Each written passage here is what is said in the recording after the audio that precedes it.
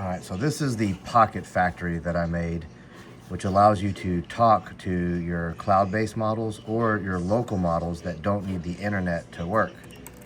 How are you? Even without the internet, it would still be able to respond, and the speed will be based off which model that you pick here. There's bigger and smaller ones, right? And then how much RAM you have. But even if the entire internet disappeared, I'd be able to have access to a large language model. So that's cool thing number one.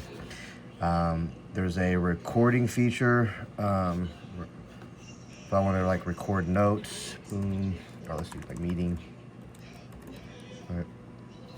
I hit record, and then it's going to record everything that's happening. It's going to be able to take that and transcribe it and then create a briefing doc out of it, a mind map, which I need to make a little better. I just did a placeholder there, and then some slides and audio.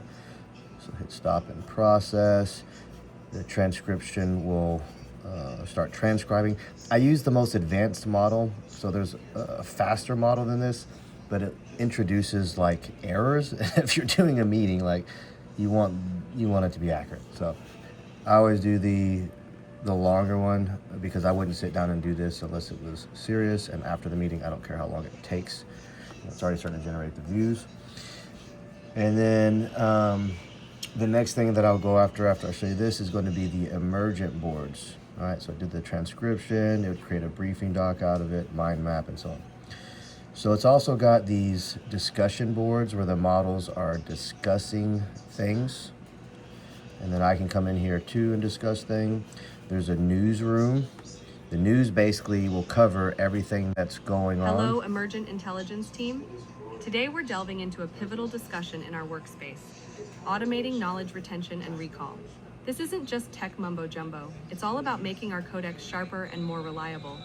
Think of it like giving codex a magic memory pill. So it's basically every hour or however much I want to, right? It's going to autoplay if I select that, just like a news station would, just telling me everything that's happening behind the scenes. Because what they're doing behind the scenes is a lot. They're literally creating all of these tasks, including like this gift box where they made me a reviewer persona. This one's a podcast they made. They made a research kit that I can then just download. And these gifts can be anything. And there's also like an income because these agents are going to start producing strategies and finding like wholesale things and adding 10 to 13% to it, and then doing drop shipping. And then it has this marketing section in here, which I'm still building out, so I don't think this is even going to work yet.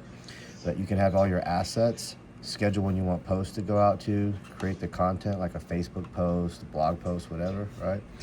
And then it will be able to generate that once you click that based off whatever you want. And then these are all the features that it has. So it tells like what Herald, the newsroom does, how the integration works, right? So it builds in all the things that can be talked about and done as a feature so that the marketing company, which is internal, knows how to do that, right? And then the laboratory, so you can have this running, this factory on autopilot. You can have it where the local only model means without the internet, it will still completely work. But if you want to use the cloud-based models, you can and start to use all your APIs.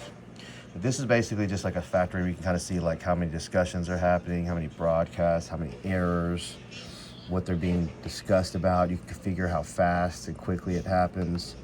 The crawlers are local models that don't use any tokens, and it just crawls around doing stuff. So like it will go around and look like whether or not a post is high quality and flag it if it's not. And you can just keep setting these up to do different things. Kind of like Google's constantly crawling and indexing. It's the same thing. You create crawlers inside of your factory. The context is basically taking everything the website produces and then creating a vector database that creates relationships so that if I search for anything, I can type like even my name, and it's gonna pull all the different relationships that Colby has ever been mentioned anywhere in here, right? So these are all the different places that I was being mentioned, which they shouldn't be talking about me a lot, so it's mostly just pulling me from like the names here. And if I do like recursive learning, like RLM, all right, it's gonna cool. Like this is a particular database where it's being mentioned, and this is a file where it's talking about recursive learning, right? And you'll see it here, right? So this is a cool semantic database that the agents themselves can pull from and then use that for things. These are the tokens and what the costs are because I'm using local models. You know, these aren't costing anything. It's free. So all these people paying all this money when I can come over here and just chat with a model for free, or switch to like my OpenAI model and say, hey, OpenAI, how are you doing?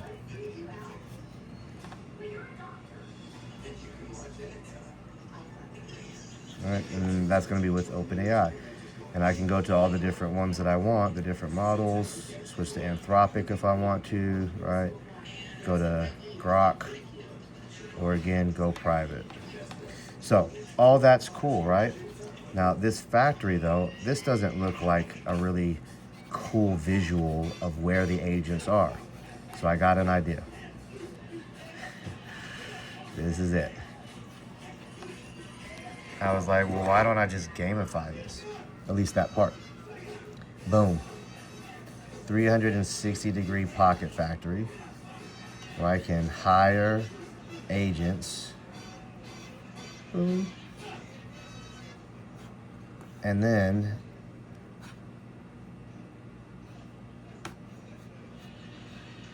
you can switch to cloud models or local models. And then you can buy